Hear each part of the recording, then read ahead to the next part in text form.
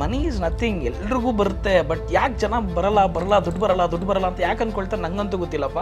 ದುಡ್ಡು ಇದೆ ಗುರು, ಬರುತ್ತೆ ಕೈಗೆ, ಎಲ್ಲೋಗಕ್ಕೆ ಸಾಧ್ಯ? ಅದು ಮಾಯ ಅಂತೂ ಹೋಗಕ್ಕಾಗಲ್ಲ, ಕಾಣೆ ಅಂತೂ ಹೋಗಕ್ಕಾಗಲ್ಲ. ಬಂದೇ ಬರುತ್ತೆ ಅಂತ ಯಾವಾಗ ನಾವು ನಂಬ್ತೀವೋ ಆಟೋಮ್ಯಾಟಿಕ್ಲಿ ನಮ್ಮನ್ನು ಹುಡ್ಕೊಂಡ್ ಬಂದೇ ಬರುತ್ತೆ.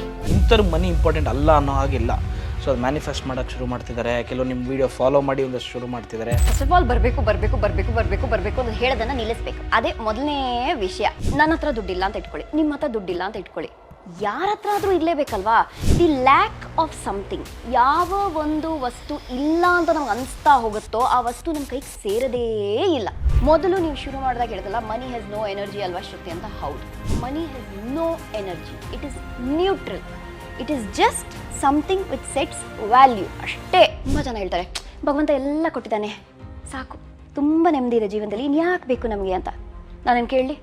ಭಗವಂತ ಎಲ್ಲ ಕೊಟ್ಟಿದ್ದಾನೆ, ತುಂಬ ಖುಷಿ ಇದೆ ಜೀವನದಲ್ಲಿ, ಇನ್ನೂ ಕೊಡಲಿ ಭಗವಂತ. ಹಣಕ್ಕೆ ಆ್ಯಕ್ಚುಲಿ ಏನು ವ್ಯಾಲ್ಯೂ ಅಂದರೆ ಅದು ಒಂದು ವಸ್ತುಗೆ ವ್ಯಾಲ್ಯೂವನ್ನು ನೀಡುತ್ತೆ. ಈ ಸೀರೆಗೆ 2,000 ರೂಪಾಯಿ ಅಂದರೆ ಈ ದಿಂಬಿಗೆ ಒಂದು 350 ರೂಪಾಯಿ. ವ್ಯಾಲ್ಯೂ ಸಿಸ್ಟಮ್ನ ಕ್ರಿಯೇಟ್ ಮಾಡೋದಕ್ಕೆ ಹಣ ಬಂತು. Boss Vala, B the boss.